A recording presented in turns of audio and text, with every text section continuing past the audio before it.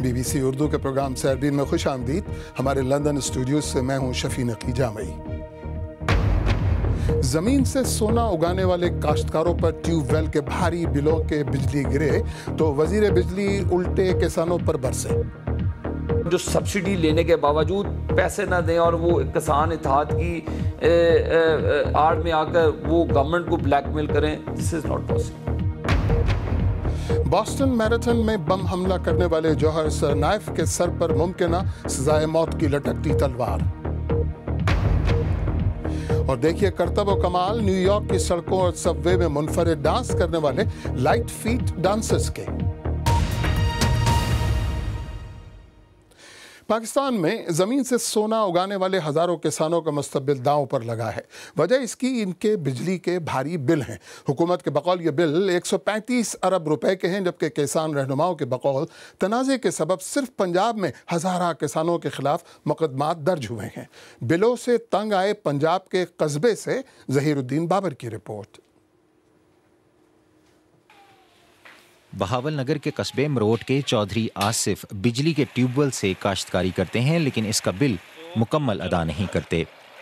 Bill ये नहीं हम कहते कि हम बिल नहीं देंगे, हम बिल देना चाहते हैं, जो हमारा बनता है वो हमसे लेना। इतनी ओवर बिलिंग होती है, इतनी ओवर बिलिंग होती है कि इस माह का मेरा जो ये ट्यूबवेल हमने आपको दिखाया है, ये 10 घंटे चला हुआ था, 72,000 रुपये इसका करंट बिल था। वापडा के मुताबिक मरोट में ट्यूबवेल के 20 करोड़ रुपयों के बिल वाजिबुल अदा हैं। नवंबर में जब गंदम बीजी जा रही थी, यहाँ ट्यूबवेल के बिलों का तनाज़ा इस कदर शिद्दत पकड़ गया कि मकामी काश्तकारों और पुलिस के दरमियान ज़बरदस्त तसादुम हुआ। इस काश्तकार का ट्यूबवेल तक नहीं, लेकिन इसकी रखी हुई कपास जल गई, सामान जाता रहा। नवंबर के इस तसादुम की तस्वीर और वीडियोज़ सोशल मीडिया पर आईं। ये तबाही फैलाने का इल्ज़ाम पुलिस पर है, जिसे पुलिस मुस्तरद करती है। वापडा के साथ मिलके गवर्नमेंट की जो रेट वहाँ बिल्कुल नहीं थी 10-15 गांव में, अब वहाँ कुछ जाने को कुतराता था, चाहे वाइल्ड लाइफ थी, चाहे महकमा रेवेन्यू था, वापडा था, इरिगेशन था, कोई भी महकमा था, लेकिन अब वहाँ मामला जो हैं बेहतर हैं। पंजाब भर के किसान 2 सालों से मुबैना ओवरचार्जिंग के खिलाफ इसी तरह का एहतजाज कर रहे हैं। मरोट के वाक़े ने जलती पर तेल का काम किया। लाहौर तक होने वाले एहतजाजी मुजाहिरों में तसादुम, गिरफ्तारियों और मुकदमात ने किसान तबके का एहसास महरूमी बढ़ा दिया है। ट्यूबवेल के बिलों के खिलाफ कायम होने वाला पाकिस्तान किसान इत्तेहाद काश्तकारों के हुकूक की बाकायदा तहरीक बन चुका है। इत्तेहाद के कायदीन दहशतगर्दी समेत दर्जनों मुकदमात के मुल्जिम हैं, लेकिन जब देहात में जाते हैं तो इनकी आमद पर जश्न मनाया जाता है। ये किसान बेचारा फुट्टी में नुकसान में चला गया, चावल की फसल में नुकसान में चला गया, गन्ने की फसल में नुकसान में चला गया, आलू की फसल में नुकसान में चला गया। अगर इससे गंदम ना खरीदी गई तो पूरे मुल्क में भूख का इतना बड़ा तूफान आएगा कि ये हुकूमत क्या, किसी हुकूमत के बस में ही नहीं होगा। आजकल पंजाब के किसान सड़कों पर एहतजाज छोड़कर खामोशी से नई फसल काटने में लग गए हैं। मुबस्सिरीन इसे तूफान से पहले की खामोशी करार देते हैं, क्योंकि खदशात हैं कि इस फसल पर भी नुकसान हुआ तो बेशतर किसान ना तो ट्यूबवेल के बिल अदा कर सकेंगे, ना ही अगली फसल उगा सकेंगे। ज़हीरुद्दीन बाबर, BBC न्यूज़, मरोट, बहावल नगर। इस मसले पर हमारे साथी ज़हीरुद्दीन बाबर ने पाकिस्तान में पानी और बिजली के वज़ीर मुमलिकत आबिद शेर अली से पूछा कि मजमूई तौर पर किसानों पर कितनी रकम के बिल वाजिबुल अदा हैं।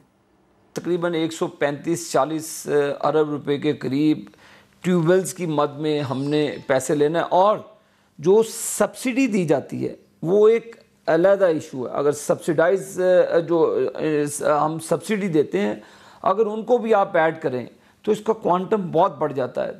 आम काश्तकार में तासुर ये है कि उस पर ओवरचार्जिंग की जा रही है, वापडा का महकमा करप्शन करता है, और जितना लाइन लॉसेस हैं, जितने नुकसानात हैं बाकी मुल्क के, वो सारे के सारे बेचारे काश्तकार पर डाल दिए जाते हैं। ये अब हम बिल्कुल गलत है, मैं आपको बता रहा हूँ। ये 5 से 6% लोगों के इश्यूज हैं जो फार फ्लंग एरियाज़ के अंदर हैं, जहाँ लेंथी, जहाँ पर ट्रांसमिशन लाइंस हैं, जहाँ पर वो ट्यूबवेल्स की वो देखें, कंज्यूमर प्लस हमारा एम्प्लॉय मिल के करप्शन करते हैं। ये जो आपको कहते हैं ना जी कि एम्प्लॉयज़ मिले, ये उनके साथ मिले होते हैं।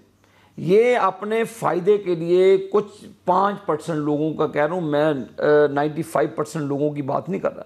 5% जो फार्मर्स गंदे लोग हैं, हमारे महकमे के भी गंदे लोग और कंज्यूमर्स एंड पे भी गंदे लोग, ये मिलकर करप्शन करते हैं और इस पर फिर वो ट्रांसफ़र करते हैं इसके जो यूनिट्स हैं किसी ना किसी पे, तो जाहिर है वो डालेंगे। जो हमारे एम्प्लॉयज़ की इन्वॉल्वमेंट, अभी एक मेगा करप्शन पकड़ी हमने कसूर साइड पे, जिसमें अब अरबों रुपए की मिस मैनेजमेंट है और जिसमें हमारे एम्प्लॉयज़ भी इन्वॉल्व हैं।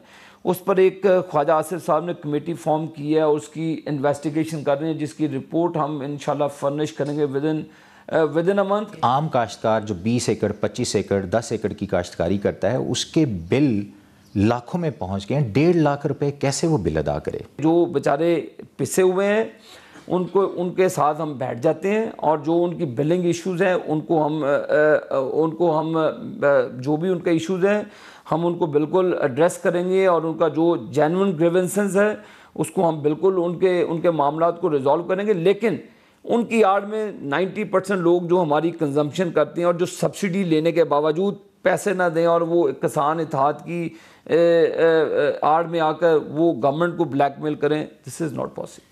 एक इल्ज़ाम ये भी आ रहा है कि ये पाकिस्तान किसान इत्तेहाद या काश्तकारों को एहतजाजी मुजाहिरों पर मुस्लिम लीग नून की हुकूमत ने सियासी मफाद लेने के लिए भड़काया जब पाकिस्तान पीपल्स पार्टी की वफाक में हुकूमत थी। ये बिल्कुल गलत बात है, कभी ये इस लेवल पे बात नहीं हुई। आप मुझे बताएं कि अब 90% जो इतने बड़े फ्यूडल्स हैं जिनके ट्यूबवेल्स चलते हैं, अब वो भी ये हमारे बिल दें जी कि हमारी फसलों को नुकसान हो गया, 10-10 कोठियाँ चाहे लाहौर में बनाई हों, 20-20 बंगले इस्लामाबाद में बनाए हों, वो मौज करें। जब पैसे देने की बारी आई जी लुट गए। मैं आपको फैक्ट्स बता रहा हूँ, मैं आपको नंबर ऑफ फ्यूडल्स के जो जिनके घर हैं जहाँ पर बंगलोर हैं, तो सिंध में देखा हमने, पंजाब में भी हैं, मैं पंजाब की भी बात कर रहा हूँ यार, खुदा के लिए। आबिद शेर अली से गुफ्तगू की ज़हीरुद्दीन बाबर ने। और इसके बारे में आप हमारे फेसबुक के सफ़े पर क्या लिख रहे हैं, आइए इस पर भी नज़र डालते हैं। मोहम्मद रफ़ीक ऐवान तलागंग से कहते हैं, किसानों को कौन पूछता है, यहाँ कर्जे बड़े बड़े जागीरदारों को जाते हैं, अगर कोई गरीब बिल न दे सके तो फिर धर लिया जाता है। शीबा हमीद कहती हैं, बिलों का एक मरतबा जायज़ा लिया जाए और अगर दुरुस्त साबित हों तो फिर बिलों की अदायगी ज़रूर होनी चाहिए। सलमान अख्तर ने कहा कि पाकिस्तान में बिजली आम आदमी की पहुँच से बाहर है, इसलिए हुकूमत को आम आदमी के साथ रियायत करनी चाहिए। अमेरिका में 2 साल पहले बॉस्टन मैराथन की इख्तितामी लाइन के करीब बम नस्ब करने के मुजरिम जौहर सरनाइफ के खिलाफ 30 इल्ज़ामात साबित हुए हैं। आइंदा हफ्ते जूरी ये फैसला करेगी कि 21 साला जौहर सरनाइफ को क्या सज़ा दी जाए। मज़कूरा जराइम पर सज़ाए मौत तक हो सकती है। वारदात में 3 अफराद हलाक और 260 जख्मी हुए थे। एमन ख्वाजा। एक मैराथन का आखिरी मरहला आमतौर पर एक पुरसुकून और खुशी का बायस समझा जाता है, लेकिन 2 साल पहले यही मौका बॉस्टन में कत्लो गारत का मंजर बन गया था। 2 बम एक दूसरे से चंद ही गज दूर फटे, जिनमें 2 खवातीन और एक बच्चा हलाक हुए। एक ऐसा हमला जिसे हमला आवर जिहाद कहते थे, जिसमें नाचते गाते शायकीन मुतासरीन बन गए। वो अमेरिका को मुसलमानों के साथ उसके रवैये पर सज़ा देना चाहते थे। कैमरे ने जौहर सरनाइफ को उसी बम से भागते हुए फिल्म किया था जो उसने खुद नस्ब किया था। उसने प्रेशर कुकर से बने हुए बम को बच्चों से भरे हुए एक फुटपाथ पर रखा था। इस तस्वीर में सरनाइफ हमले के सबसे कम उम्र शिकार के साथ हैं। मार्टिन रिचर्ड सिर्फ 8 साल के थे। वकला सफ़ाई ने हमलों में सरनाइफ का किरदार तो तस्लीम किया, लेकिन उनका दावा है कि उन्होंने अपने बड़े भाई तैमूर के शदीद दबाव और डर से ये हमले किए। तैमूर हमलों के बाद एक पुलिस मुकाबले में मारा गया था। अब दूसरे मरहले में ज्यूरी ये फैसला करेगी कि अगर जौहर सरनाइफ इन हमलों की कीमत अपनी जान से अदा करेंगे या फिर जेल की सलाखों के पीछे। एमन ख्वाजा, BBC न्यूज़। ईरान के सदर हसन रूहानी ने सऊदी अरब पर जोर दिया है कि वो यमन में हौसी बागियों के खिलाफ फ़ज़ाई हमले बंद करे। दूसरी जानिब अमरीकी वज़ीर ख़ारजा जॉन कैरी ने यमन में हौसी बागियों के लिए ईरान की मुबैना हिमायत पर वार्निंग देते हुए कहा कि खित्ते को गैर मुस्तहकम करने की कोशिश पर अमरीका खामोश तमाशाई नहीं बनेगा।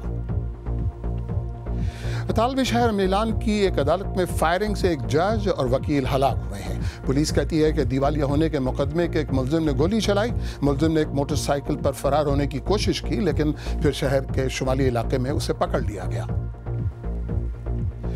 और टेक्सास में छोटे से बच्चे की हैरत अंगेज दरियाफ्त। 5 साला वाइली ब्राइस अपने वालिद के साथ एक शॉपिंग मॉल के पीछे खेल रहे थे। उसे एक बड़ी हड्डी मिली जो 10 करोड़ साल पहले घोड़े के साइज के डायनासोर की है, जिसे नोडोसोर कहते हैं। बीबीसी उर्दू के प्रोग्राम से अरबी में आगे चलकर देखिएगा, जो बैंक में घुसते हुए घबराते थे कैसे मोबाइल फोन से बैंकिंग कर रहे हैं। और हम आपको दिखाएंगे करतब न्यूयॉर्क के सड़कों और सबवे ट्रेनों में थिरकते मटकते रकासों के।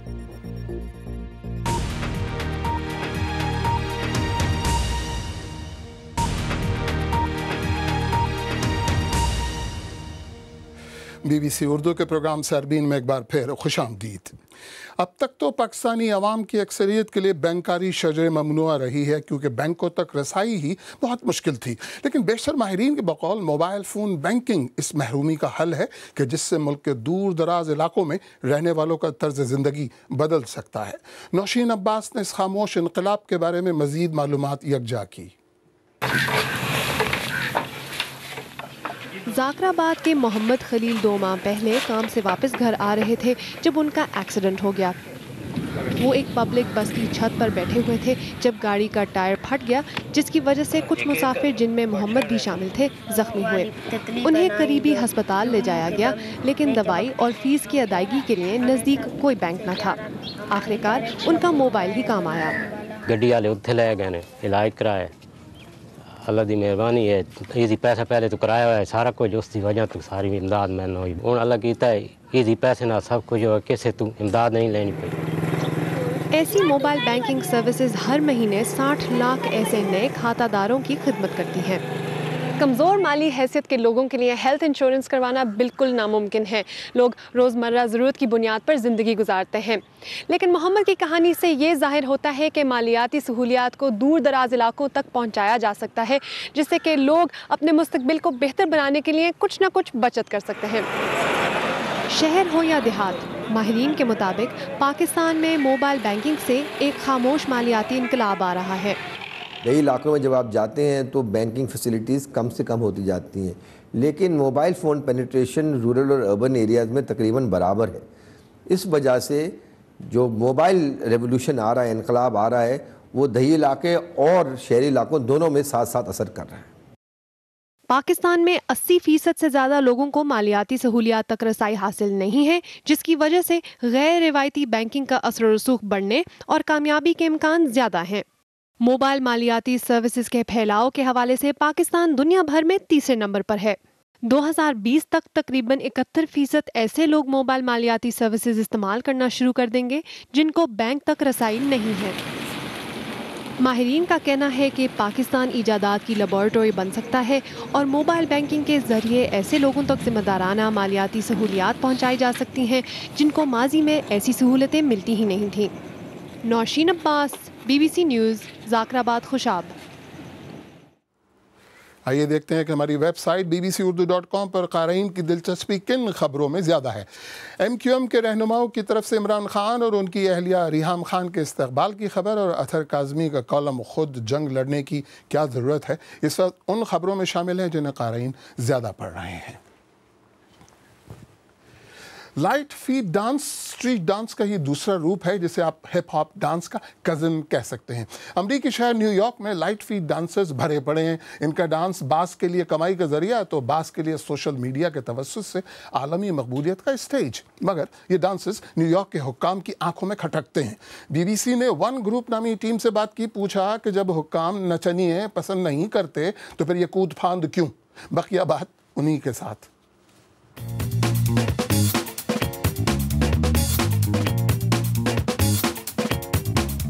लाइट फीट डांस करने वाले मेरे जैसे 100 डांसर्स होंगे, 70-80 टीम्स होंगी, लेकिन इनफरादी तौर पर हम 100 ही हैं।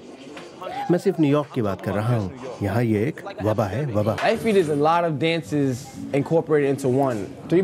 फीट कई रक्सों से मिलकर बना है। टो वॉप, बैडवन, हार्लेम शेक इस रक्स के बुनियादी और असल स्टेप्स हैं। Basic moves. Toe-wop goes like this. Toe wop ऐसे होता है। Second basic, Harlem Shake. Harlem shake ऐसे। Shoulders, moved up shoulders.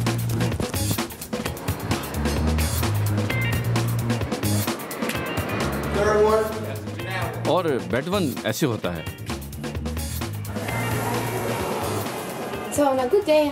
तो फिर एक दिन में आप कितना कमा लेते हैं? अगर खराब दिन है तो $30, ठीक ठाक दिन में 50 या 70, और कभी कभी खुशकिस्मती से $100, और बहुत ही अच्छे दिन का मतलब है $150। जब मैं 15 साल का था तो पुलिस हमें सिर्फ ट्रेन से निकलने के लिए कहती थी, क्योंकि तब वो हमें जेल नहीं भेज सकते थे। लेकिन 15 के बाद वो हथकड़ियाँ लगाने लगे। मेरे साथ ऐसा 10 या 12 बार हुआ है। ये महज 4-5 दिन की है। ये मेरी जिंदगी है, मेरी खुशी है। अब मुझे डांस करने से कोई नहीं रोक सकता। मैं 7 के 7 दिन ट्रेनों में रक्स करूंगा। अगर मैं घर पर रुका तो मैं किसी गलत काम की तरफ राग़िब हो सकता हूँ।